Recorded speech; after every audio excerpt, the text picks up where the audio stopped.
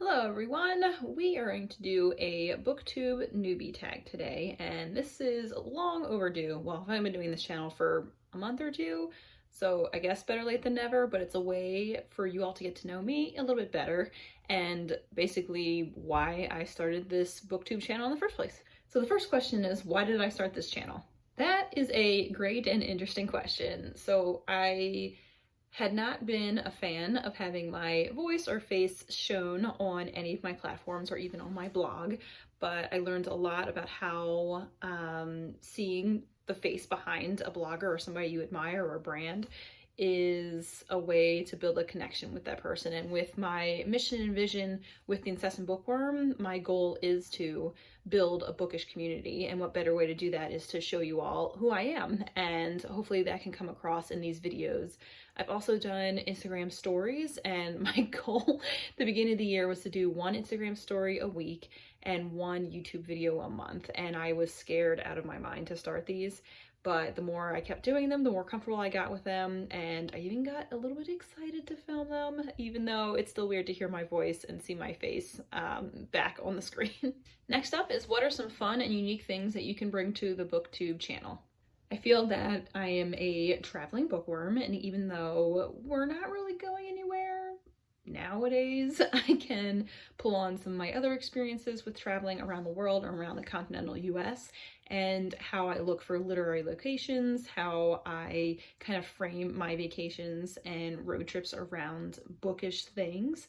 So eventually, when we're allowed to go out and about, I'm hoping to do more like tours and videos of different spaces and interviews with bookish people in that community and around bookstores or libraries that I visit whenever I travel. The third question is, what am I most excited about with this channel?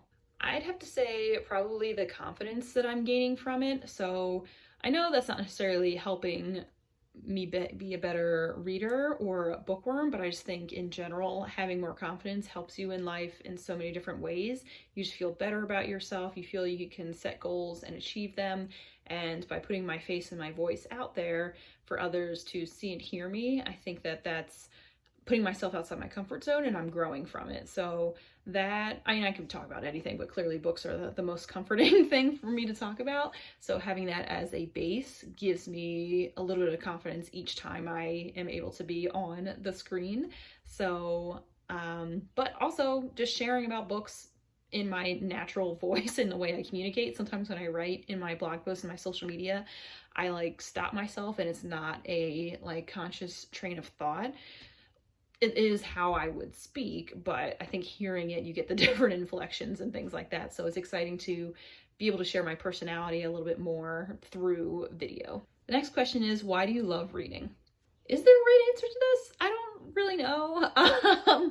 But for me, it's always been a comfort. So when I moved out on my own, so I went to college the furthest away from any of my other siblings and my family, and kind of wanted to venture out. I'm the youngest of four. I felt very independent and wanted to still feel some kind of comfort, and books being the closest thing I could come to that, while I'm still trying to navigate making new friends, creating a home for myself, has been where I've landed. And it's just been so helpful for me to learn and read other people's stories, both fact or fiction, and be able to transport me to different places. So whenever I move, I'm usually going places where I don't really know too many people, and books have been kind of that way to build community. So joining the library system, to finding book clubs in the area and other bookish events, and being able to, well, I don't know if anybody else does this, but when somebody else is reading a book and you've read it, or you just want to know more about it, you go and talk to them. And I'm a big fan of that. And I'm always like peeking around to see the different covers of the books of people around me. So I think books and reading can connect us all in so many different ways and bring us different perspectives. From two or more people reading the same book, we can learn so much from each other and the text itself. The next question is, what book or series got you into reading? So when I was in school, we had summer reading programs where you read a book during the summer, and then when you get back in your English class, you discuss it. You usually have to write some kind of report on it. But I remember in 7th grade, I had the choice of 4 different books for the summer, and I chose The Sisterhood of the Traveling Pants. And I don't think they had the movie out at that point, but that's fine. If they did, that's fine too. But I had read that and was first, I appreciated having the choice in picking a book, because sometimes there's like an assignment and you're like, ugh, because it was forced on you, you don't really want to read it, especially when you're in school and you have to write a report or something like that on it. But when I was able to pick it on my own and it was relatable, because I'm more of a tomboy, I guess you could say. Like, grew up with my 2 brothers in the middle of the 4 of us as siblings, and I was closer in age to them, so I was always around them all the time. So it was fun to read about like sisters or sisterhood and girlfriends, and like the different personalities and how they all came together as like one being. So that was really fun, and I loved reading it. I loved talking about it in class. I think I was one of like a few people who actually chose that book, one, to actually finished it when school started back up again. So I think that and then the cliche answer of Harry Potter. But however, I read Harry Potter and the Chamber of Secrets first, or started reading that first, and was very confused. Didn't know what was going on. Didn't realize it was the second in the series, and then stopped and got the first one and read that. Up next, what question or questions would you ask your favorite booktubers? How do you set up such great spaces to record in? So, as you've probably noticed at the past few videos, or if you haven't noticed, this is my spot that I usually record from unless I'm doing some kind of vlog.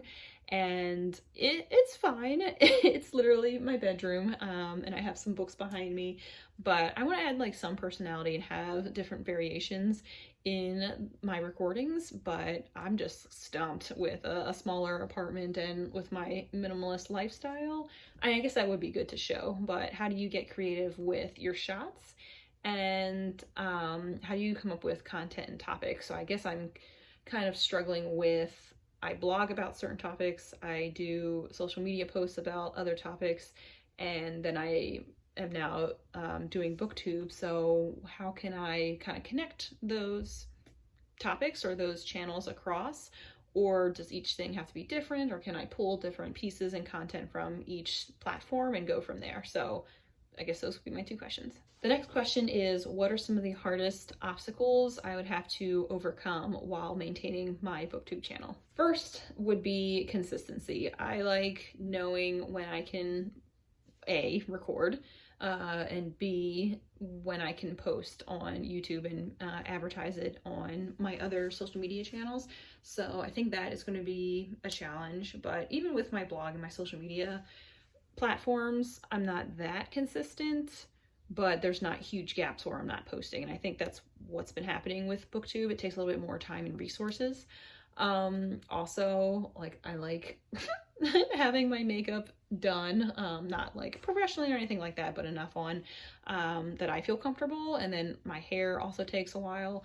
So that is just a vanity thing, which is so unfortunate that I have to think about that. But if I'm going to be on screen, I want to look somewhat presentable. So that is a challenge. And then also finding the time to record. So I obviously want to have time to read and do my blog posts, but how am I going to fit everything together? I don't want to do too much or too many things and not do any of them well. So make sure I'm dedicating time and energy to BookTube and producing content that I'm proud of and not just filler. All right, next question is, where do I read? I have a few go-to spots, one of which is my bed. This is usually mid-afternoon, like right after work-ish, or like in between work if I just need a break, especially since we're working from home now.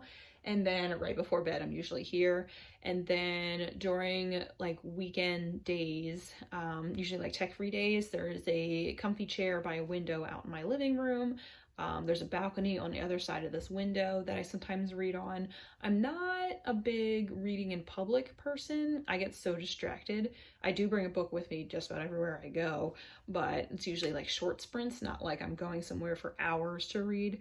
I usually bring my blogging equipment and like laptop and stuff to those public places when I want to get like long stretches of things done and maybe read a few pages, but most of which is in the comforts of my home.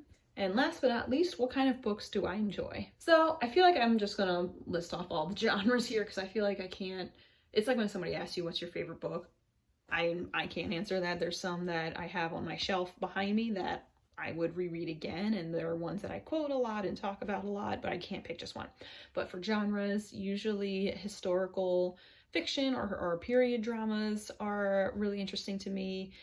Memoirs in the last few years have piqued my interest, usually by like regular people. Celebrities are fine too, but I like being able to relate to folks on that level that kind of are going through very similar things that aren't necessarily in the limelight. Recently getting back into young adult like sci-fi fantasy, so I just finished the first book of the Throne of Glass series, and then I'm on the third book of An Ember in Ashes, called A Reaper at the Gates by Saba Tahir.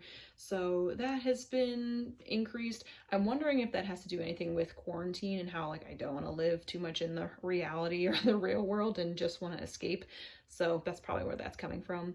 And then mostly I read contemporary fiction. So I guess that's what I'm kind of taking a break from, but things that are relevant to current times, family, relationships, things like that. All right, well, that was fun. It was good to go through those questions, some of which I hadn't thought about before. And some my answers and responses have changed over the years, especially as I'm getting more into blogging or book blogging and now booktubing. So I hope you enjoyed that. I'll list the questions below if you all would like to participate as well. I'm not going to tag anybody individually, but if you'd like to take part in it, feel free. You saw I've already had a few videos, or I've talked about a few videos I've already done. So this BookTube Newbie Tag is a little bit late in the game, but if you haven't done it yet and you've been booktubing for a while, feel free to take these questions. But yeah, no, I enjoyed doing this. Like I said, if you like it as well, feel free to give it a thumbs up. You can comment below what your responses are, or if any other questions you'd like to know about me, as I am in the middle, I guess, of the BookTube channel journey, I don't know. And you can also subscribe to see more videos like this and this little space that I call my BookTube home until I figure something else out. But anyway, hope you enjoyed. Have a great rest of your day and happy reading.